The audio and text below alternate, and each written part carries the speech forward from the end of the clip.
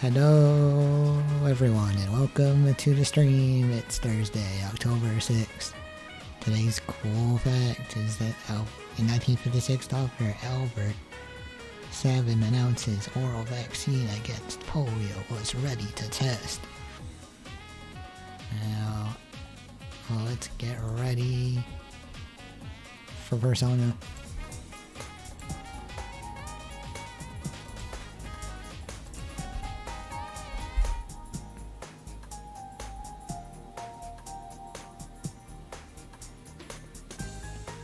Naoto is alive. You're feeling better now? Asked Chie, bewildered. Yes, thanks to all of you.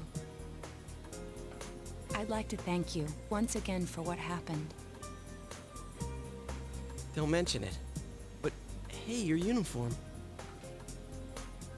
Huh? Yes. After contemplating the matter, I went with what I've been wearing thus far. There's no need for you to... Hey, it's the Detective Prince. That's no prince. I heard he's a she. Huh? You serious? If he's a she, then... oh Hello, crap! the machine. Naoto has awoken from her month-long coma.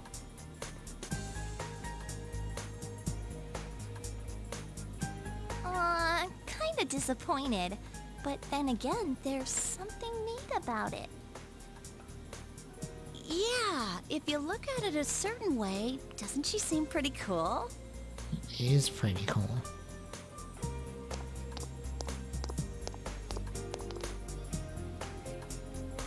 My, rumors spread so quickly.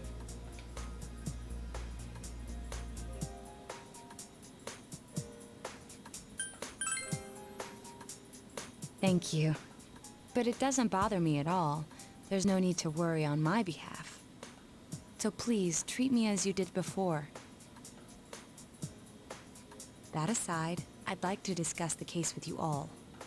We're dealing with a kidnap and murder case perpetrated by someone lurking in this very town. And it isn't over yet. Let's go over the finer points after school.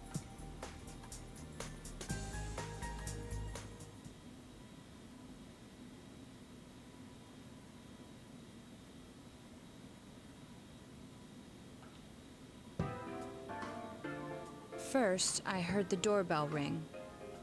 But when I opened the front door, I saw no one there.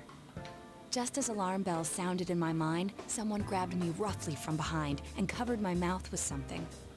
Immediately afterward, I was put into something like a sack and most likely carried on the culprit's shoulder.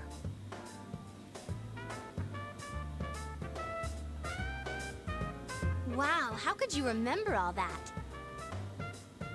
The culprit seems to have used a chemical to incapacitate me, but luckily I wasn't completely unconscious.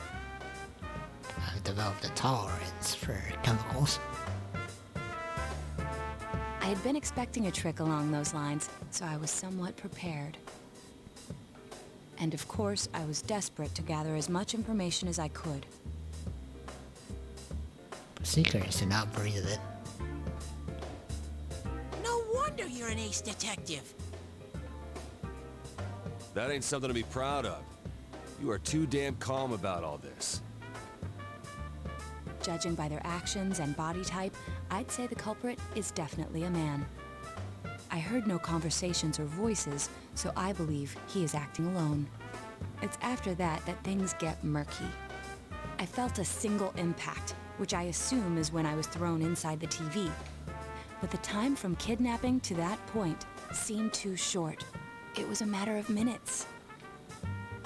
So you were immediately thrown inside the TV after being kidnapped? Oh, could there have been a TV on the side of the road? Regrettably, my memory from there on is a blur. I see. But man, the killer came right up to the door and rang the bell? That's just crazy. I finally understand why you all testified that you couldn't recall much of what happened. Such a bizarre experience, with mental and physical fatigue on top of it. It's only natural to be confused. And going by the surrounding circumstances, my kidnapping and everyone else's were near identical. There is no question that the culprit is the same in each case. So that Mitsuo boy who said he killed King Moron? Everything makes sense now. I can't say for sure until I gather more concrete evidence. But Mitsuo Kubo's only victim was Mr. Muraoka. It was a copycat killing that mimicked the true culprit's method. No wonder King Moron's death broke the pattern in so many ways. The question remains, though, as to how Kubo learned of that world. That's it! That's what was bothering me. Mitsuo could enter the TV, right? Then why didn't he kill King Moron that way? I believe he didn't understand the other world as well as the true culprit. Even though I can now enter it myself, it wouldn't occur to me to use it for murder. And remember, the previous corpses left no sign that their deaths had anything to do with the other world. After Kubo became wanted, leaving him with nowhere to run, he probably thought for the first time, what if I put my entire body into the TV? The bizarre condition of the corpses that caused such commotion is probably because they died on the other side. It's a simpler explanation than figuring out why the killer would risk disposing of the bodies in such a way.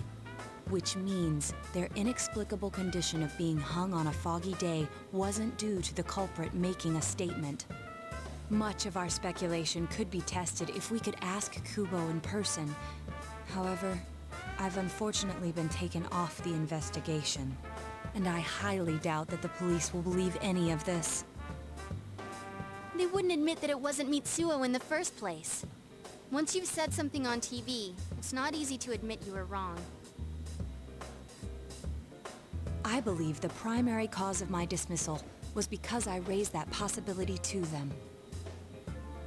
Guys, what if you got The the police wrong won't guy? readily concede that they made false charges. All the more so if the accused is a juvenile.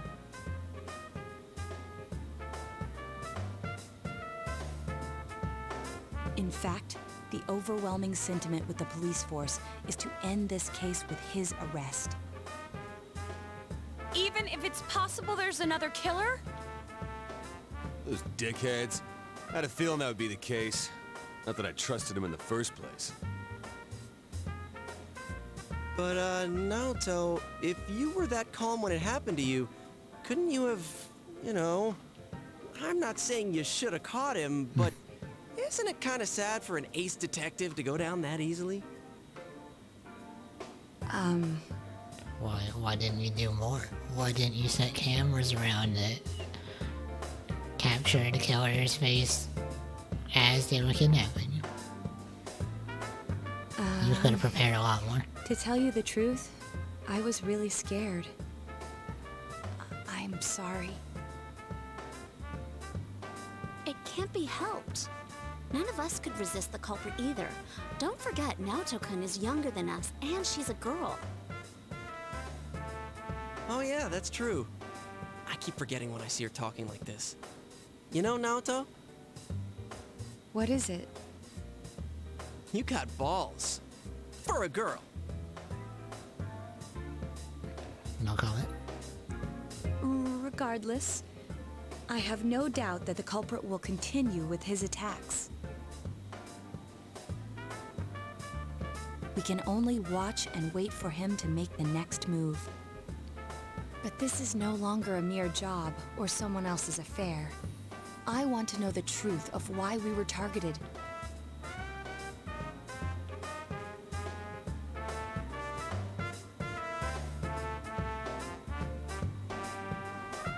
Please allow me to join your effort. Oh, yeah, sure. Thank you very much. I'll do my best, leader. That would be a strong asset in solving the case. But not a very good party member.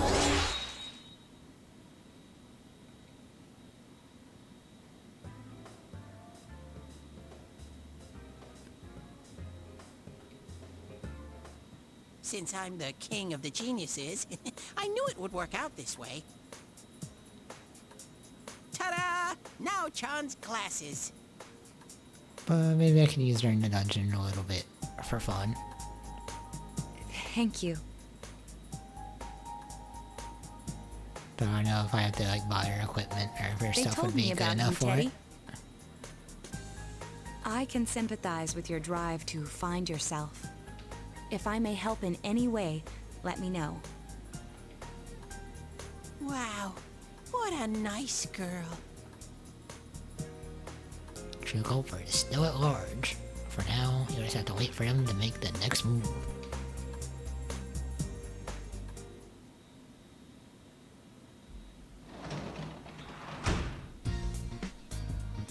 Oh, you're home.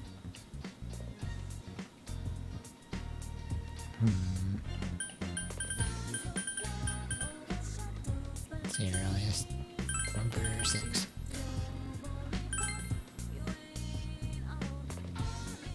Could talk to Nanako. I feel like maybe I should. Because we're still behind where we need to be.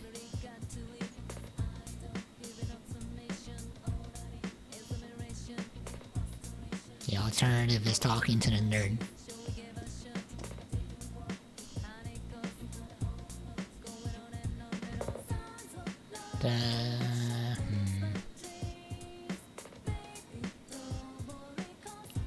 Where should we be right now for her? Where are we at right now? 8. And...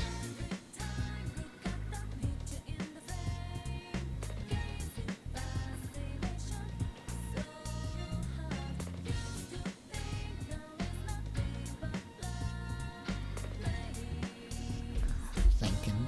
Big thinking. Here, look at the fox. Why look at...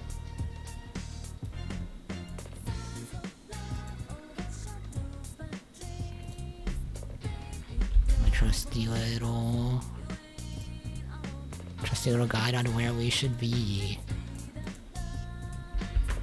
Justice. Justice.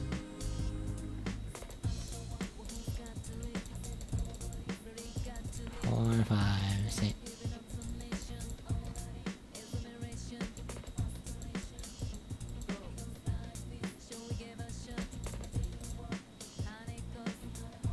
Eight.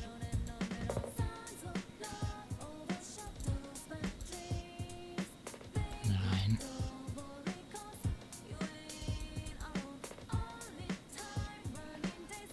Alright, we're like 2 conversations behind. So I think we should maybe take it.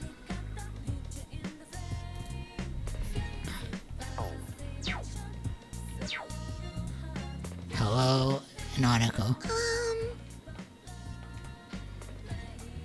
We are going off script to correct my errors, hopefully. Because we're running out of time for Nanako.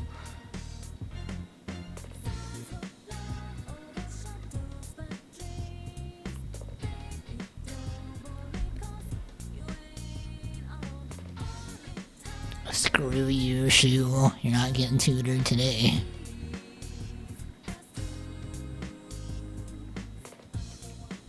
It's a precious moment with Nanako. Now we're only 1 conversation behind.